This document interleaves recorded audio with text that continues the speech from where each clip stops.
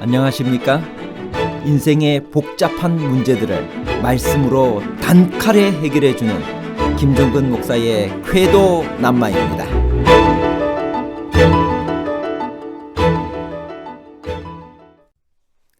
바울은 왜 너희가 다 방언 말하기를 원한다고 하셨나요? 바울이 모든 사람보다 방언을 더 잘 한다는 말은 그가 알 수 없는 소리를 여러 종류로 말한다는 것인가요? 왜 방언 말하기를 금하지 말라고 하셨을까요? 방언 말하기를 금하지 말라는 바울의 권면은 지절거리는 방언을 해도 된다는 말인가요? 아니면 고린도라는 특수한 지역에 다양한 방언의 필요성을 인정한 것인가요? 지절거리는 방언과 다양한 방언의 필요성에 관한 복잡한 문제를 하나님 말씀의 가르침으로 명쾌하게 해결해 드리겠습니다. 고린도전서 14장에서 마치 방언을 찬성하는 것 같은 표현은 어떻게 해석해야 하나요? 고린도전서 14장 5절, 18절, 39절입니다. 나는 너희가 다 방언 말하기를 원하나 특별히 예언하기를 원하노라. 만일 방언을 말하는 자가 통역하여 교회의 덕을 세우지 아니하면 예언하는 자만 못하니라. 내가 너희 모든 사람보다 방언을 더 말함으로 하나님께 감사하노라. 그런즉 내 형제들아 예언하기를 사모하며 방언 말하기를 금하지 말라. 고린도전서 14장에는 방언을 금하는 장 같으면서도 또 방언을 허락하는 것으로 오해하게 하는 세 구절이 있습니다. 왜 그런 말들이 들어있으며 그 뜻은 무엇일까요? 첫째로, 나는 너희가 다 방언 말하기를 원한다는 말은 무슨 의미일까요? 바울은 성령의 은사인 방언 자체까지 부정하지 않습니다. 성령의 은사는 그것이 무엇이든지 가지고 있으면 좋은 것입니다. 바울은 오순절의 방언 은사 같은 성령의 선물은 누구든지 가지게 되기를 원합니다. 그러나 그것이 변질되어 교회를 괴롭히기 때문에 방언 대신 예언을 하라고 하는 것입니다. 내가 모든 사람보다 방언을 더 말함으로 하나님께 감사하노라. 바울은 오순절의 방언과 고린도 교회의 방언을 언어상으로는 구분하지 않고 있습니다. 고린도 교회의 방언 현상은 복합적인 것이어서 어느 한 가지로 명확하게 구분할 수는 없었을 것입니다. 고린도 교회는 세계 각지에서 온 수많은 종류의 사람들로 구성되어 있었기 때문에 사람들이 알아듣지 못하는 여러 종족의 언어들을 구사하면서 방언이라고 자랑하는 사람들도 있었습니다. 바울은 그 사람들보다도 더 많은 언어를 구사할 수 있는 능력이 있었습니다. 그런데도 그는 그런 재능을 교회 안에서 무질서하게 사용한 일이 없었고, 그래서 이렇게 권면할 수 있으니 감사하다는 것입니다.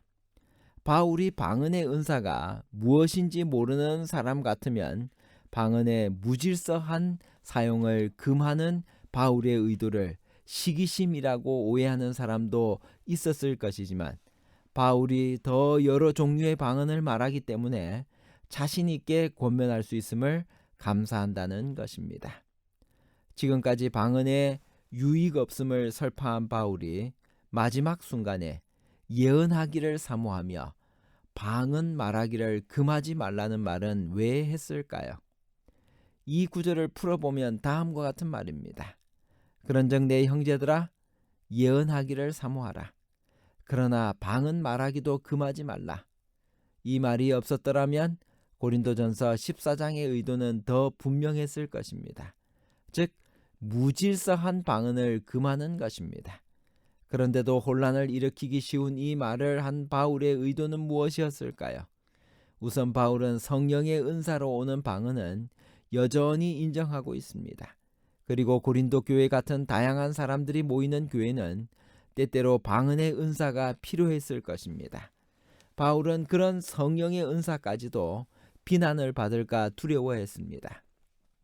바울이 책망하는 것은 전혀 성령의 은사가 아니면서 교회의 무질서와 비난을 초래하는 사이비 방언이었습니다.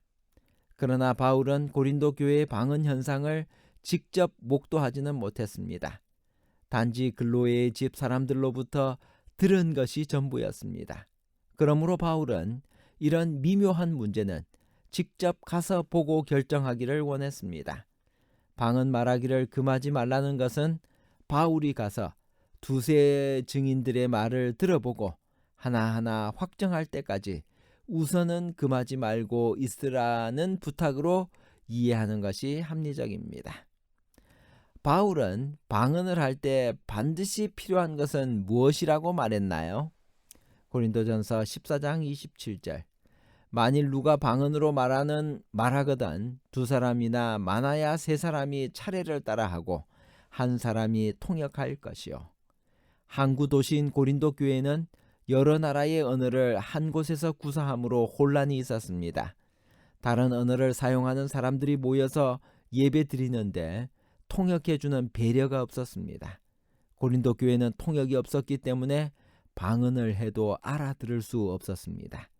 그래서 바울이 통역이 없으면 교회에서 방언을 하지 말고 회중이 알아듣지 못하는 언어로 신앙적 열성을 담은 의사표시를 할 때에는 개인이 하나님께만 하라고 했던 것입니다. 만일 통역하는 자가 없거든 교회에서는 잠잠하고 자기와 및 하나님께 말할 것이요. 고린도전서 14장 28절입니다. 성경에는 바울이 방언의 은사를 행사한 예가 기록되어 있나요? 고린도전서 14장 18절. 내가 너희 모든 사람보다 방언을 더 말함으로 하나님께 감사하노라. 재림교 성경 주석은 바울이 방언의 은사를 행사한 예가 기록되어 있지 않다고 말합니다. 하지만 바울은 방언의 은사를 멸시하지 않았습니다. 신자들 중 받은 은사를 잘못 쓰므로 폐단이 있는 때에 그것을 교정시킬 만한 자격자는 같은 은사를 받은 자입니다. 바울은 누구보다도 방언의 은사를 더 많이 받았으므로 이 은사를 폐단 있게 사용하는 자들을 경계할 권위를 가졌습니다. 바울은 방언하는 은사를 그 자신이 받은 사실로 인하여 감사했습니다. 그러므로 그는 이 은사 자체를 귀히 여긴 것이 분명합니다. 하나님에게 바치는 공중 예배가 진정으로 경건하게 되려면 참석자 모두가 진행되는 모든 순서를 이해하여 참여할 수 있는 방식으로 운영되어야만 합니다. 그러므로 예배자들이 이해하지 못하는 언어를 사용하는 일은 모두의 유익을 위해 그 언어를 통역하지 않는 한 전혀 적절하지 않은 것입니다. 교회 증언 4권 625페이지에서 626페이지에 있는 말씀입니다. 성령께서 심령에 역사하고 있을 때 사람의 의지와 능력이 그 감화에 반응해야 한다. 예수님 안에 거하는 자들은 하나님 안에서 행복하고 즐겁고 기쁠 것이다. 침착한 온순이 음성을 특징짓고 신령하고 영원한 사물들에 대한 존경이 행동에 나타나고 즐거운 음악이 입술에서 울려나올 것이다. 그것이 하나님의 보좌에서 나오기 때문이다. 이것이 경건의 비밀이며 쉽게 설명할 수는 없지만 느끼고 향유할 수는 있다. 완고하고 반역적인 마음은 하나님의 은혜의 모든 유쾌한 감화와 성령 안에 있는 모든 기쁨에 대하여 문을 닫을 수가 있다. 그러나 지혜의 길은 즐거움의 길이며 그 모든 길은 평안이다. 우리가 그리스도와 더욱 밀접하게 연결하면 할수록 우리의 말과 행동은 부드럽게 하고 변화시키는 그분의 은혜를 더욱더 드러낼 것이다. 결론입니다. 첫째, 고린도 교회에는 여러 가지 종류의 방언 현상이 섞여 있었습니다. 둘째, 참된 성령의 은사인 방언, 성령의 은사가 아니지만 여러 은사를 구사하는 것을 자랑하는 방언, 이방 종교의 의식에서 가져온 뜻을 알지 못하는 황홀경 속에서의 짓그림 등 다양한 방언이 있었습니다.